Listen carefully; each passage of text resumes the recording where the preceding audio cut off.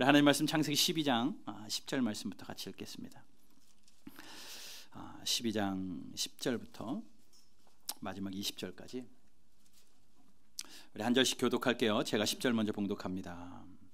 그 땅에 기근이 들었으므로 아브라함이 애굽에 거류하려고 그리로 내려갔으니 이는 그 땅에 기근이 심하였음이라.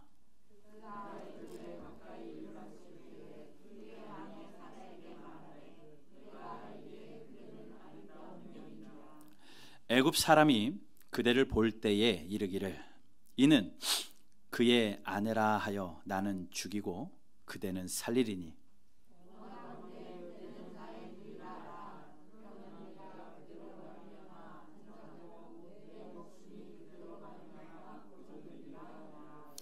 아브라함이 애굽에 이르렀을 때에 애굽 사람들이 그 여인이 심히 아리따움을 보았고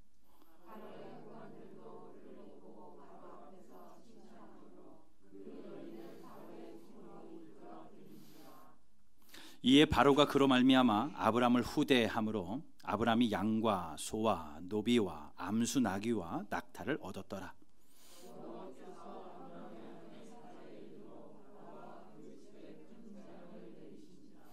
바로가 아브라함을 불러서 이르되 내가 어찌하여 나에게 이렇게 행하였느냐?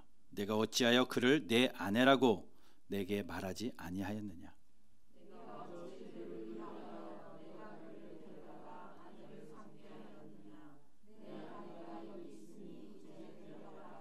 우리 함께 봅니다. 바로가 사람들에게 그의 일을 명하매 그들이 그와 함께 그의 아내와 그의 모든 소유를 보내었더라. 아멘. 지난주에 아브라함의 이야기를 시작했습니다. 하나님께서 아브라함을 선택하셨죠. 그리고 불현듯 나타난 하나님께서 그 아브라함에게 이런 명령을 하셨습니다. 고향을 떠나라, 친척을 떠나라, 아버지 집을 떠나라. 이 명령을 받은 아브라함이요, 현실적이지도 않고 또 경험적이지도 않은 결정을 해요. 현실은 주저앉아야 되고 거부해야 될 것이고 한 번도 경험해보지 않은 명령이기에 그것에 반응할 수 없는데 그 모든 것을 뒤로 한 채 그는 믿음의 결단을 내리고 말씀을 따라 나서기로 작정합니다. 우상의 가정에서 태어나서 하나님을 알지 못하던 불신자로 살던 그가 어느 날 하나님의 강권적인 힘에 의해서 하나님을 알게 되어지고 하나님의 명령이 그에게 들려졌을 때 그가 그렇게 반응하는 거죠. 그래서 4절에 12장 4절에 이에 아브라함이 여호와의 말씀을 따라갔고 라고 말합니다. 하나님의 말씀을 따라서 그야말로 고향을 떠나기로, 친척을 떠나기로, 아버지 집을 떠나기로 작정합니다. 그리고 그가 하란이라는 곳을 지나서 가나안 땅에 도착합니다. 가나안 땅에 도착하자 하나님이 그에게 다시 한번 나타나셔요. 7절에서 하나님이 이렇게 말씀합니다. 12장 7절이요.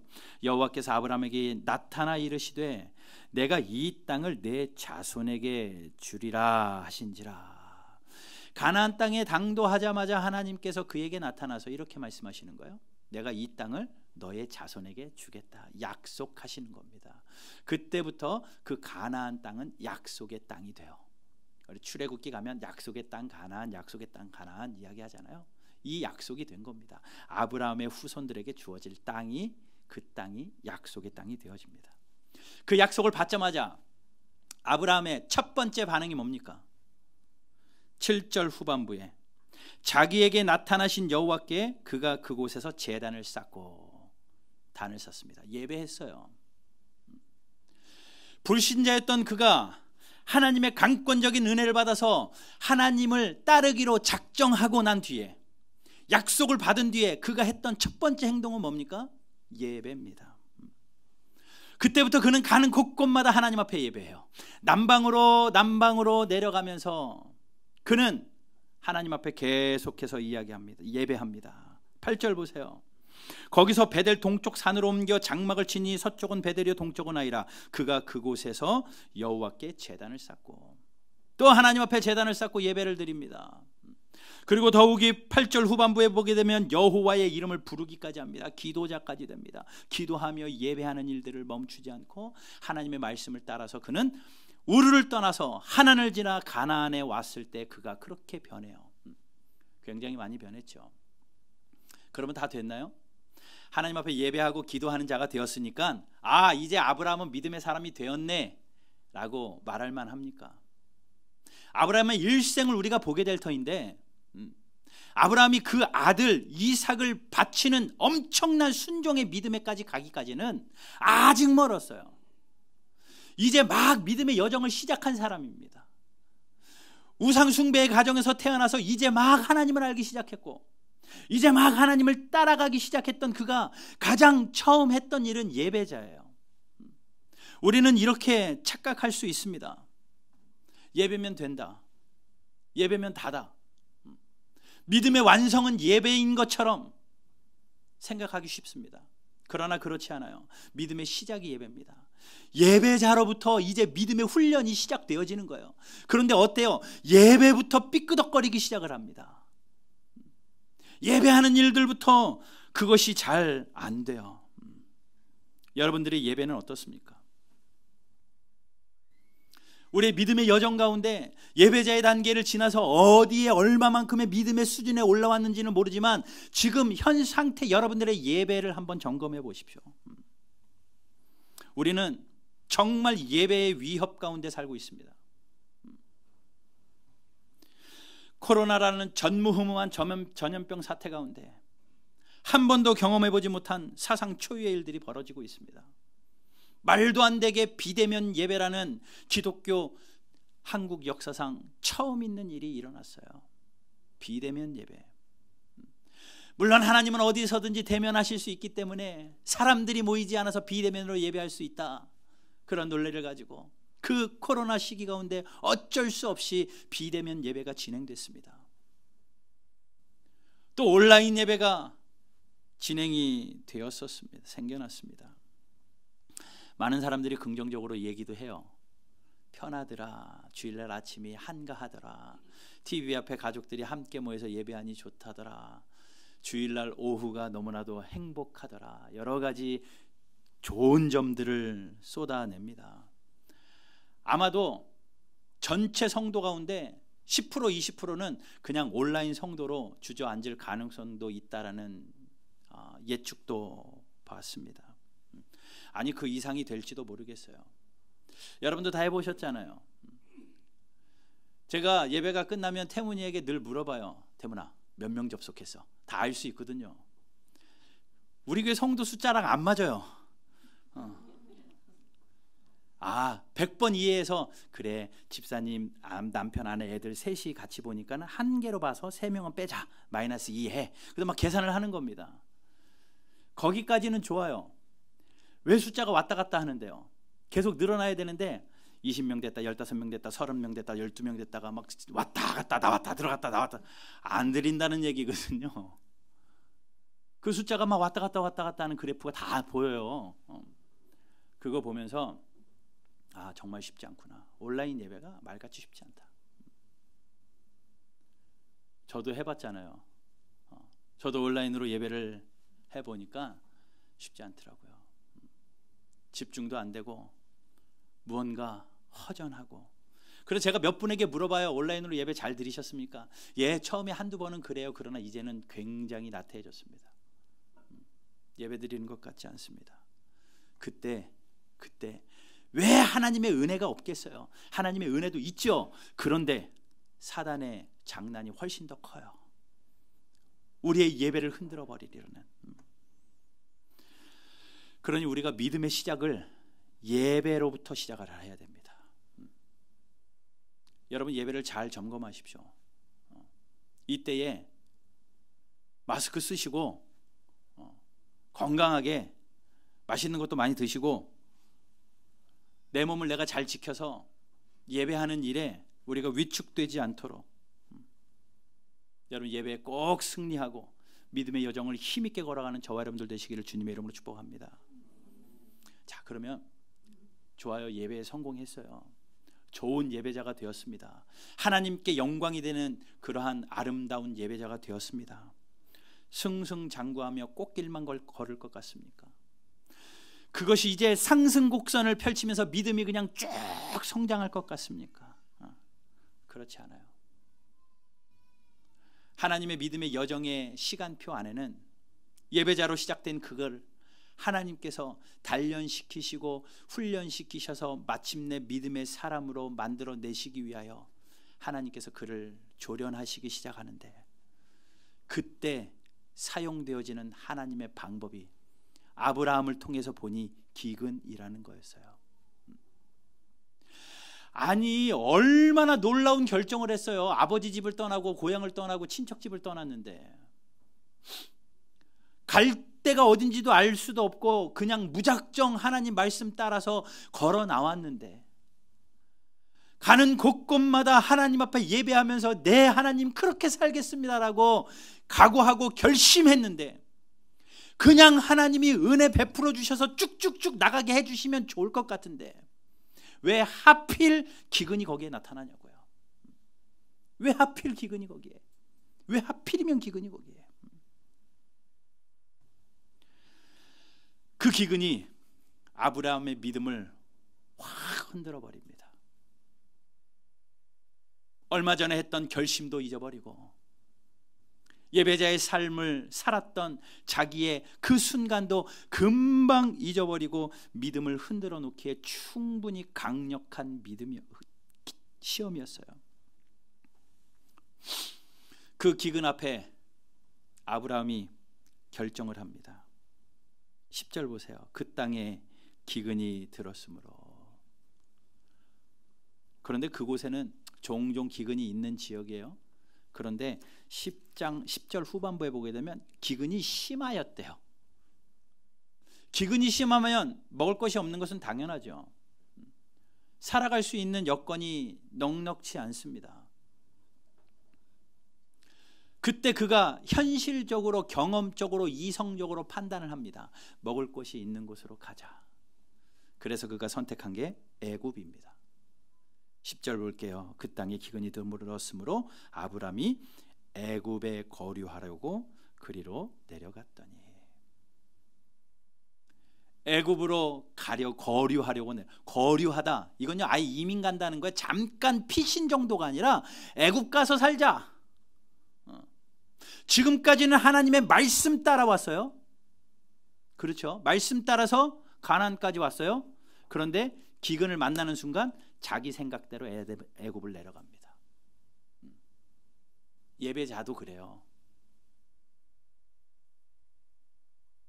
근데 애굽은요 뭐냐면요, 이사야 한번 보세요. 31장 1절. 성경에서 애굽을 이야기할 때는 이렇게 말합니다. 한번 같이 읽어볼까요? 31장 1절 시작. 도움을 구하러 애굽으로 내려가는 자들은 화 있을진저. 그들은 말을 의지하며 병거의 많음과 마병의 심히 강함을 의지하고 이스라엘의 거룩하신 이를 앙모하지 아니하며 여호와를 구하지 아니하나니. 자 보세요. 도움을 구하러 애굽으로. 애굽은요 세상적인 방법입니다. 그러니 애굽으로 내려간다라는 것은요 세상적인 방법을 취한다라는 거고, 자기의 머리를 써서 내가 할 수 있는 것을 총동원해서 내가 의지할 수 있는 세상적인 방법을 의지하는 것을 이야기해요. 그러니 애굽으로 내려간다는 것은 세상을 의지한다는 수준을 떠나서 이사야 31장 1절에 거룩하신 이를 앙모하지 아니하고 여호와를 구하지 않는 자가 하는 것이 애굽으로 내려가는 겁니다. 자, 그러니 아브라함이 그 기근 가운데 애굽으로 가는 선택은요 많은 사람들이 박수칠 만한 선택이에요. 제일 잘한 선택입니다. 그러나 하나님이 보시기에는 잘못된 선택이었습니다. 그곳에서 하나님을, 여호와를 앙모했으며 그곳에서 여호와를 구했어야 하는데 그는 그러지 아니하고 세상을 의지하기 시작을 해요. 예배자도 그렇다라는 겁니다. 여러분, 우리에게 이런 유혹이 얼마나 많습니까? 오늘 예배했다고 이번 한 주간이 이런 유혹이 없을까요? 내가 신앙생활 잘 해보기로 결심했다고 해서, 믿음 생활 잘 해보기로 결심했다고 해서 모든 것이 꽃길이 듭니까? 아니요. 잘 되어질 때도 있지만 이런 기근이 반드시 있습니다. 여러분들의 신앙에도 이런 기근이 반드시 있어요. 지금까지 있어 왔고, 지금 혹 기근 가운데 계신 분도 계시고, 앞으로 그 기근이 우리에게 일어날 텐데, 해야 한 가지는, 애굽은 언제나 우리에게 가장 아름다운 모습으로 서 있습니다. 내가 선택하기 가장 좋은 곳에 애굽이 있어요. 그 애굽만 잡으면 그 애굽이 나에게 주는 유익이 정말 뻔히 보입니다. 그러나 이 아브라함을 다루시는 하나님의 손길을 보면서 여러분, 우리가 가져야 될 한 가지 생각은, 그래, 지금 이 애굽의 길이 훨씬 편안해 보이지만 믿는 자가 해야 될 한 가지는 여호와를 앙모하며 여호와를 의지하는 것이다. 여러분, 그 상황 가운데 하나님이 나에게 주시는 힘으로 견디어내시고, 하나님이 나에게 주신 약속을 붙들고 견디어내는 저와 여러분들 되시기를 주님의 이름으로 축복합니다.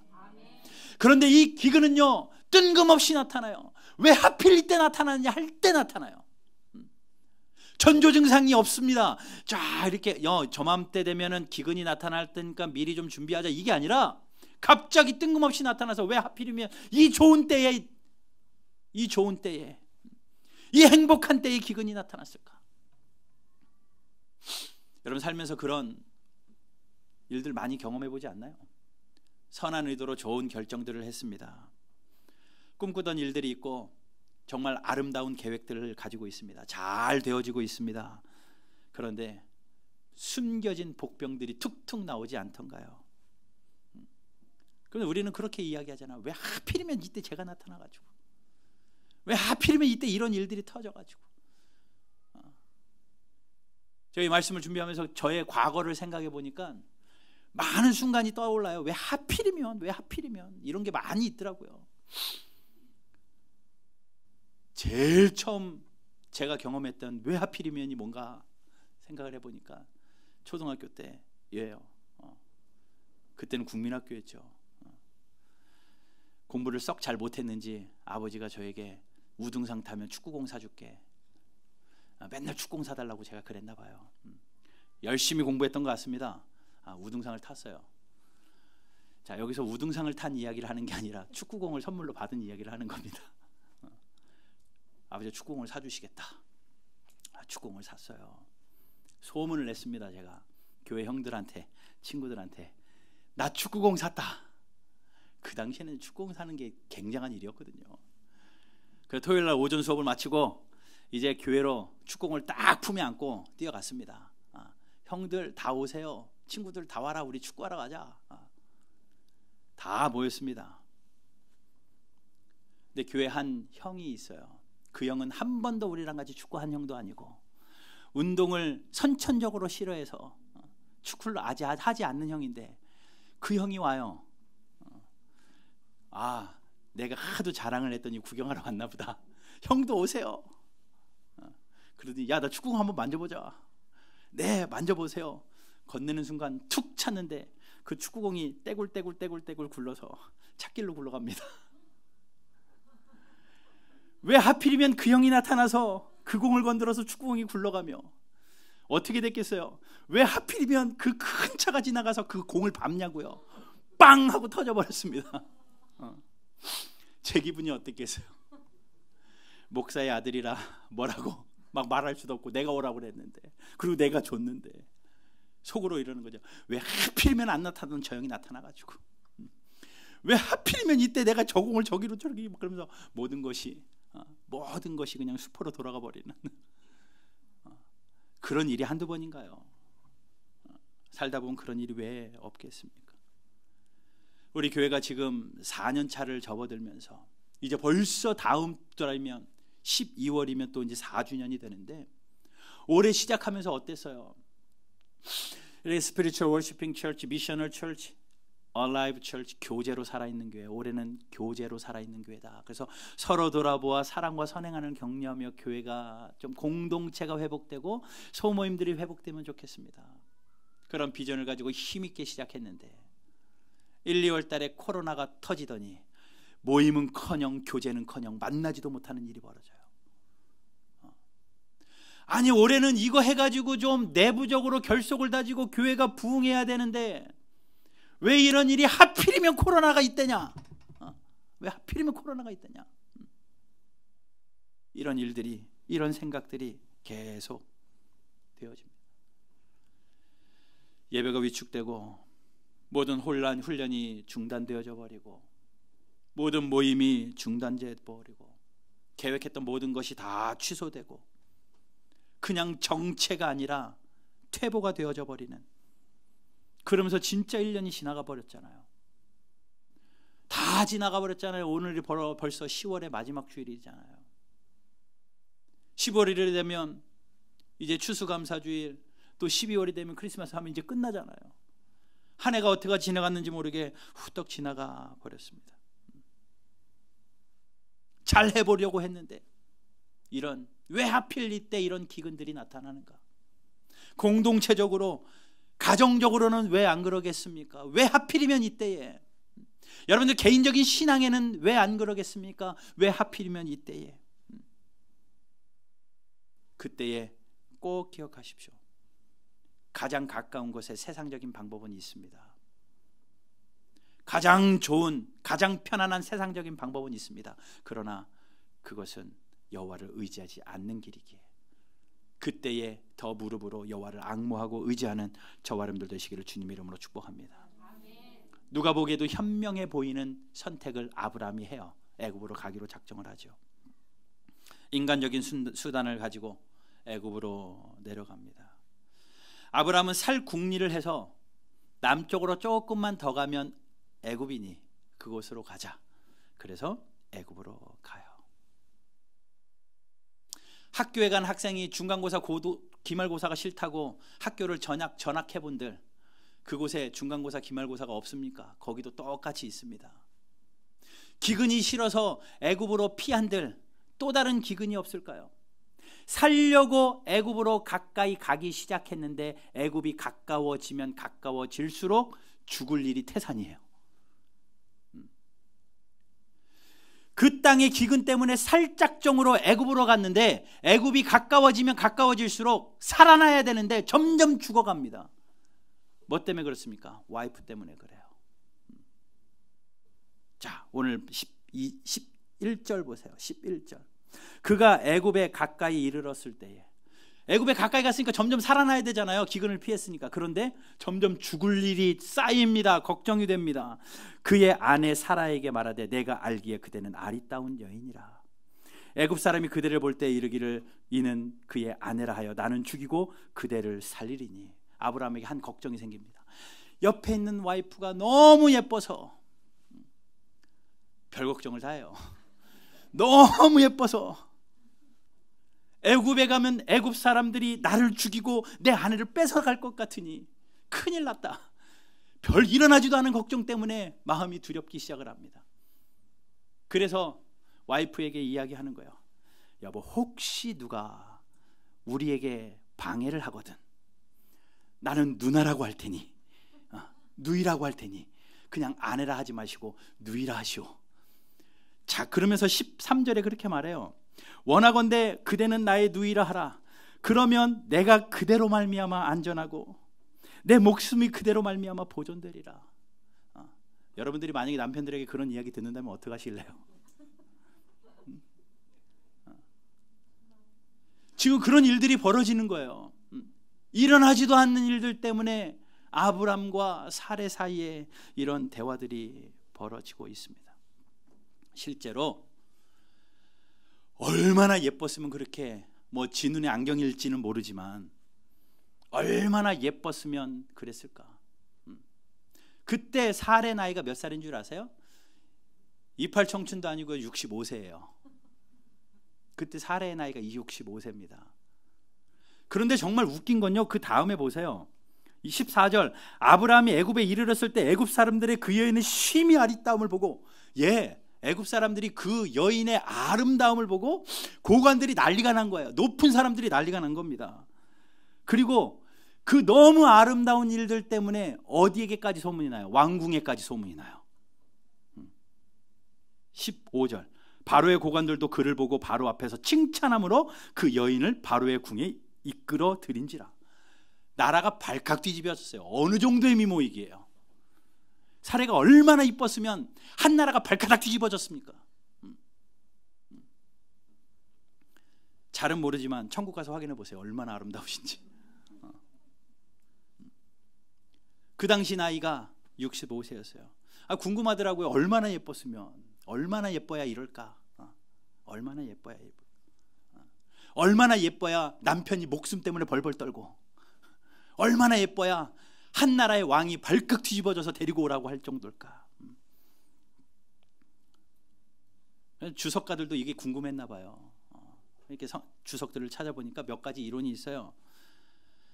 사례는 원래 출생이 탁월한 미녀였다라고, 그래서 가는 곳곳마다 유명했다라는 분들도 있고, 또 어떤 분은 아브라함이 북쪽에서 왔습니다. 북쪽에 있는 사람들은 셈 민족인데 그 사람들은 백인 민족이에요. 그런데 이 남쪽의 애굽은 흑인 민족입니다. 함족인 흑인들이니까 흑인들만 살던 그 시대에 금발의 백인 미녀가 오니 얼마나 아름다워 보였겠어요. 그리고 눈에 확 뜨이는 거죠. 이것도 상당히 일리가 있습니다. 사례가 몇 살까지 사셨는지 아십니까? 129살까지 살아요. 거의 130년을 삽니다. 65세의 나이면 딱 절반 정도 산 거예요. 우리가 80을 산다 치면 한 40대의 나이 정도 된 겁니다. 예, 40대면 꺾이는 거 맞지만 그래도 그 미모를 유지하는 분들 대부분 있어요. 무슨 힘을 빌렸는지는 모르지만 그렇게 봤을 때 사례는 충분히 사람들에게 이목을 끌만한 그 미모를 가지고 있었던 사람이었던 것 같아요. 왕이 그 당시에 아내를 데려올 때는 두 가지 방법이 있었습니다. 하나는 싸워서 이겨서 전쟁을 통해서 뺏어오는 것, 그 당시는요. 또 하나는 돈을 주고 신부값을 주고 지참금을 주고 아내를 사들이는 거예요. 그래 아브라함이 겁도 나는 거예요. 이 여인을 빼앗길 것 같은데 만약에 내가 전쟁하면 애굽을 어떻게 이겨요? 날 죽이고 뺏어갈 게 뻔하죠. 그러니 누나라고 하면, 누이라고, 실제로 이복 누이예요. 완전 거짓말은 아니에요. 절반만 거짓말이에요. 이복 누이라고 하면 지참금을 주고 데려갈 거니까. 그러면 그때 이제 흥정이 이루어집니다. 하루아침에 일어나지 않고 흥정이 이루어져요. 막 흥정을 하다가 지참금에 대한 흥정을 하다가 시간을 끌면서 어떻게든 기근이 해결되면 다시 아내를 데리고 돌아갈 마음이었겠죠. 그런데 왕의 눈에 들어버렸습니다. 왕이 말도 안 되는, 본인은 한 1억, 예를 들면 1억 정도의 딜을 하려고 했는데 왕이 10억을 100억을 줘버리는 거예요. 말도 안 되는 값을 줘버리니까 딜이 안 되는 겁니다. 바로가 바로 그 지참금을 이렇게 지불을 합니다. 16절. 이에 바로가 그로 말미암아 아브라함을 후대했습니다. 아브라함이 양과 소와 노비와 암수나기와 낙타를 얻었습니다. 엄청난 지참금을 예쁜 와이프 때문에 한몫 챙겼습니다. 엄청난 일이 그에게 벌어났어요. 그리고 그날 밤에 아브라함이 뭐 했을 것 같아요? 얼마나 허무했겠습니까? 살려고 왔는데 와이프까지 뺏기고, 내가 정말 하나님의 우르에서는 하나님의 말씀 순종하여 왔는데 이제 내가 내 뜻대로 여기에 와보니 이렇게 죽게 되어진 이 상황 가운데 모든 것이 허무해진 그곳에서 하나님 도와주세요 라고 무릎 꿇지 않았을까라고 상상해 봅니다. 이제는 아브라함이 할 수 있는 것 아무것도 없습니다. 아브라함의 실수로 애굽에 갔고 아브라함의 거짓말로 아내를 빼앗겨버린 그 상황에서 아브라함이 할 수 있는 것 아무것도 없어요. 그때 짜잔 하고 하나님이 개입하시죠. 17절 말씀 보면 여호와께서 아브라함의 아내 사레의 일로 바로와 그 집에 큰 재앙을 내리신지라. 그게 뭔지는 잘 모르겠습니다. 그러나 바로가 깨달았어요. 하나님의 전적인 개입으로 바로가 깨닫고 바로 아브라함을 불러들여서 너 왜 아내를 누이라고 거짓말했느냐. 믿음의 사람이 불신자에게 책망과 꾸지람을 받으며 그냥 창피해지는 그런 상황에 놓여집니다. 그리고 말도 안 되게 바로가 볼 돌려보내죠. 아내도 돌려보내주고 지참금으로 줬던 그것까지 다 줘서 아브라함을 돌려보냅니다. 그것이 오늘 본문의 이야기예요. 20절에 19절 20절 제가 읽어볼게요. 내가 어찌 그를 누이라 내가 그를 데려다가 아내를 삼게 하였느냐. 내 아내가 여기 있으니 이제 데려가라 하고 바로가 사람들에게 그의 일을 명하매 그들이 그와 함께 그의 아내와 그의 모든 소유를 보내었더라. 이게 오늘 본문의 이야기입니다. 믿음의 여정을 시작했던 그가 예배자의 단계까지는 잘 갔는데 현실의 문제 앞에 세상을 선택하고 하나님을 의지하지 않자 거짓말하는 일, 또 불신자들 앞에서 창피를 당하는 일, 이런 일들을 그가 경험하여 결국은 버림받을 수밖에 없는 그 상황에서 하나님이 그를 전적으로 다시 한번 개입하십니다. 자, 여기서 우리가 하나님을 깨달을 수 있는데 뭐냐면 하나님은 한 번 붙들고 가시는 이상 놓치시지 않는 하나님이세요. 실수했다고 끊어버리지 않는 하나님이십니다. 아브라함과 하나님의 밀당이 시작돼요. 여러분, 아브라함의 이야기를 쭉 읽어보면 하나님과 아브라함하고 계속 그 팽팽한 그런 밀당이 시작이 되는데, 여러분 낚시 해보셨나요? 선수급 낚시꾼들에게 바늘에 고기가 딱 걸리면 그 고기는 빠져나갈 수가 없습니다. 근데 잘 못하는 사람은 잡혔다고 막 돌리면요 끊어지거나 도망가 버려요. 선수들은 어떻게 합니까? 그 고기하고 밀당을 하는 거죠. 풀어줬다가 당겼다가 풀어줬다가 당겼다가 결국은 어떻게 해요? 그 고기는 낚이게 돼 있습니다. 고기하고 낚시꾼하고 싸워봐야 고기가 이길 리 만무해요. 낚시꾼이 전문가라면 반드시 그 고기의 힘을 다 빼고 풀어줬다 당겼다 풀어줬다 당겼다 하면서 결국은 낚아냅니다. 하나님과 아브라함의 낚시가 시작된 거예요. 하나님이 딱 코를 걸어서 우리에서 떠나라 라고 해서 확 당겨가지고 가나안까지는 왔습니다. 하나님이 거기서 잠깐 풀어주십니다. 기근으로 풀어주십니다. 그랬더니 아브라함이 자기가 가고 싶은 대로 애굽으로 갔다가 아내 때문에 거짓말도 했다가 애굽에서 이러한 일들을 당하도록 하나님이 내버려 두셔요. 그렇다고 가게 내버려 두나요? 아니요. 하나님이 이때다 하게 다시 채서 감기 시작을 합니다. 개입하셔서 하나님이 그를 놓치지 않고 끌고 가셔요. 이게요 헤세드라는 단어예요. 헤세드가 사랑이라는 단어, 은혜라는 단어로 번역됩니다. 호의, 친절 등등 여러 가지 단어로 번역됩니다. 히브리어 헤세드가요 구약 성경에만도 15가지 뜻으로 번역돼요. 우리나라 말로요. 그런데 핵심적인 내용은 하나님께서 선택한 대상을 향하여 끊임없는 은혜와 사랑을 베풀어 주실 때 헤세드라는 단어를 써요. 그 대표적인 예가 바로 아브라함입니다. 언약적인 사랑입니다. 하나님이 사랑하기로 작정하시고 그를 잠깐 풀어놓았다고 해서 하나님의 사랑이 없는 것이 아니라 그때는 하나님께서 그를 내버려 두셨다가 다시 하나님이 땡기셔서 언약적인 사랑으로 끌고 가셔서 결국은 하나님의 믿음의 사람으로 만들어내시는 그 하나님의 성품, 헤세드의 하나님의 은혜입니다. 여러분, 이 아브라함을 그렇게 다루시는 하나님이 우리의 하나님이십니다. 이번 한 주간도 여러분 사실 때에 우리의 믿음의 여정 가운데 오늘 예배 잘 드렸으니 이번 한 주가 행복하겠지 그러시길 바라요. 그러나 기근이, 왜 하필이면 기근이 나타날까 하는 것들이 있습니다. 그때는 애굽의 좋은 세상적인 것들이 우리 눈앞에 보일 텐데 그때 여호와께 무릎을 꿇으세요. 하나님을 의지하세요. 하나님을 앙모하십시오. 세상적인 방법들이 우리에게 머리에게 맴돌 때에 여러분 하나님을 더욱더 의지하시기를 바랍니다. 그리고 자칫 실수해서 애굽에 빠졌다고 하면 빨리 정신 차리고 나와야죠. 빨리 정신 차리고 돌아 나와야죠. 다시는 들어가지 않도록 우리를 놓지 않는 하나님의 사랑에 집중하고 마침내 하나님께서 아브라함을 낚으셨듯이 나를 낚으실 것을 믿고 하나님 앞에 힘 빼고 하나님의 은혜 가운데 살아가는 저와 여러분들 되시기를 주님의 이름으로 축복합니다.